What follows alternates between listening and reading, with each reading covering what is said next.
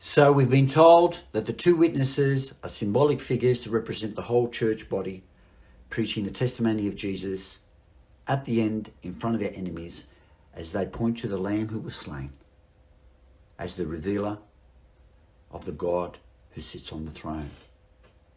Now we know that they're called two prophets. We're better equipped to understand what this language is all about that's violent in connection with them. We are going to see that the prophet Jeremiah, Moses, and Elijah are all pulled in to this chapter, and they have one common purpose. It's not to describe they are violent. It's to validate their prophetic ministry before an unbelieving world. Let's dig in. Revelation 11:5. We've got the first violent reference attached to the two witnesses. 11:5. Fire pours from their mouths and consumes their foes. Is this literal fire? Are they fire-breathing dragons? No, obviously not. This is symbolic language. This is a direct reference back to the inauguration, anointing, calling of Jeremiah. Jeremiah 5:14. Listen to the language. In 11:5 we read in Revelation, fire pours from their mouths and consumes their enemies. And now look at Jeremiah 5:14. Look, parallels are amazing. Behold, I am making my words in your mouth a fire, and this people wood, and the fire shall consume them. Jeremiah, did God put fire in his mouth and he went around breathing on people and consuming them? No. What's the fire a symbol of in his mouth? I am making my words in your mouth a fire, and this fire will consume them.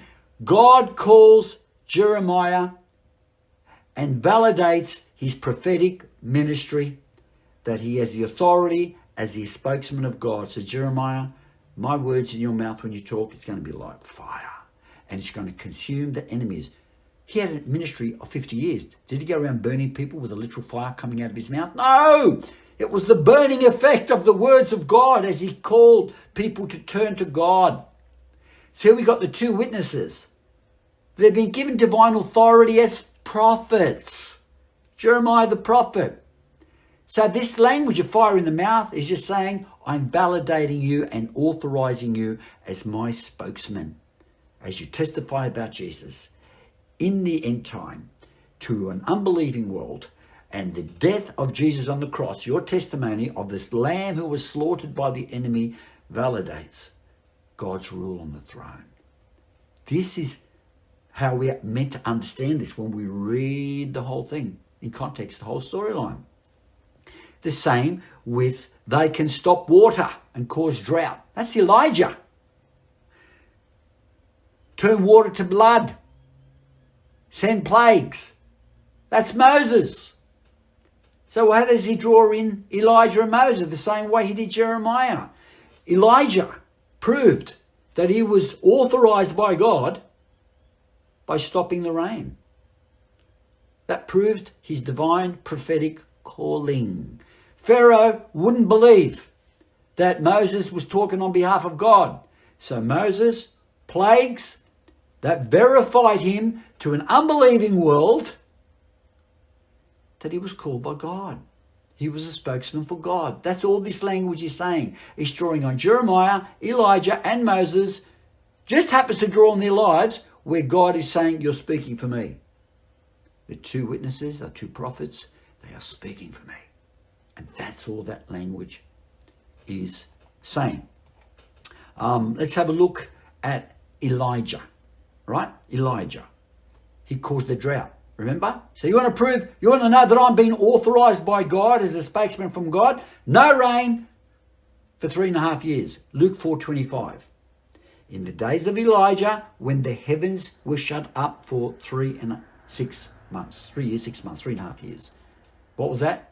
I'm authorized by God. Here's the evidence. Fire coming out of the mouth. Here's the evidence. Here's the evidence. Moses in Exodus 7-10. Moses before an unbelieving Pharaoh. Plagues. What was that? Unauthorized by God. So the language of the fire in the mouth, causing a drought, and plagues, and turning water to blood is all just symbolic. These are my two witnesses. They are two prophets. I have ordained them to talk on my behalf. That's all that means is symbolic.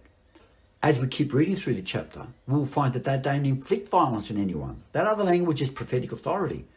Violence is inflicted on them. So how can they be the aggressors when they're the victims? 11:7, look. And when they have finished their testimony about Jesus, the slain lamb, the slaughtered lamb, who shows what the throne of God is all about. When they have finished this testimony, this message, the beast that rises from the bottomless pit will make war on them and conquer them and kill them. They're not the aggressors, they are the victims of violence. So the ongoing story, the unfolding narrative negates the idea that they are violent. All that other language is saying you have prophetic authority. That's it. But when it comes to aggression, they are victims, not the aggressors. And it says that it comes out of their mouth. Fire comes out of their mouth. Folks, this is talking about what they're saying. It's words coming out of their mouths. And here's a little secret for you. The sixth trumpet starts in chapter 9 and it doesn't end until chapter 11, verse 13. And then you've got the seventh trumpet. This is chapter 11. It's still part of the sixth trumpet. He hasn't finished.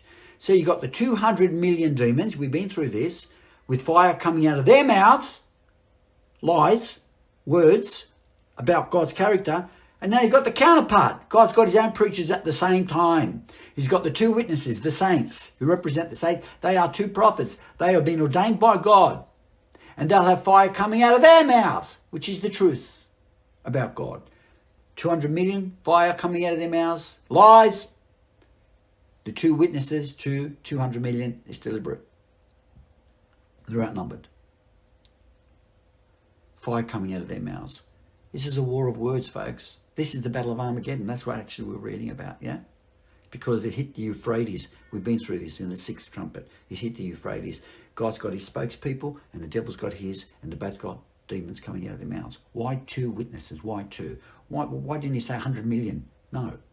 Because in the Gospel of John, you'll see Jesus say there and in Matthew that on the basis of two witnesses, in John's Gospel in particular, in Matthew's on the basis of 2 or 3 witnesses, testimonies, every word from God will be established. So 2 simply is a symbol for, here we've got a bona fide, validated, the message that they are talking for God. But the passage also says that they torment people. So in other words, back on the trumpet, you've got the devil with his 200 million imps, fire from the mouth, lies, counterpart, gods. It's a neat story here. We've got a battle of words, truth and lies about God. But it says here in 11:10 that the two witnesses torment. Look, 11:10, English Standard Version. And those who dwell on the earth will rejoice over them and make merry and exchange presents. Why? They just got killed. Because these two prophets, they're now killed in 11:7. These two prophets had been a torment to those who dwell on the earth. Their testimony tormented them. Their words tormented them. It didn't kill them, but it tormented them. They couldn't handle the truth that the slaughtered lamb revealed the God who sits on the throne. Notice it says those who dwell on the earth twice will rejoice because these two prophets had been a torment to those who dwell on the earth. Remember that phrase? The souls under the altar. God, when are you going to validate us, vindicate us, and judge those who dwell on the earth for killing us? Here they are, those who killed them, and they're still very much alive because the story is not over. We'll take up the torment and move on next time.